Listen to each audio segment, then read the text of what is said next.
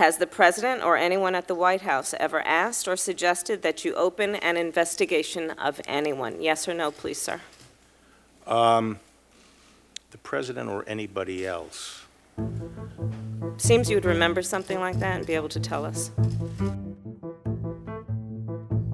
Yeah, but I'm trying to grapple with the word suggest. I mean, there have been discussions of matters out there that they have not asked me to open an investigation, but Perhaps they've suggested, I don't know. I wouldn't say suggest. hinted, I don't know. inferred. You don't know. Okay.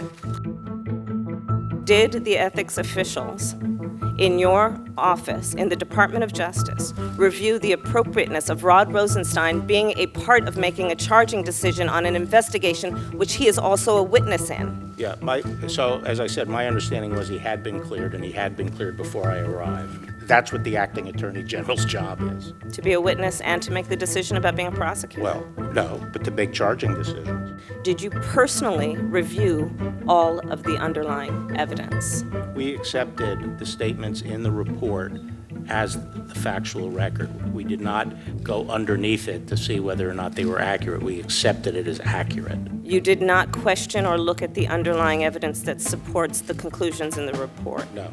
Yet you represented to the American public that the evidence was not, quote, sufficient to support an obstruction of justice. We accepted the special counsel's legal framework for purposes of our analysis and evaluated the evidence as presented by the special counsel in reaching our conclusions.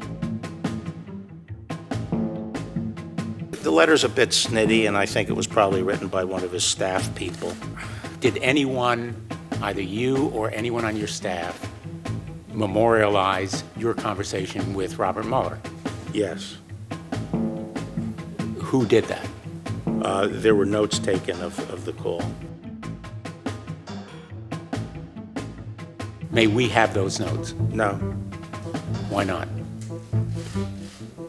Why should you have them?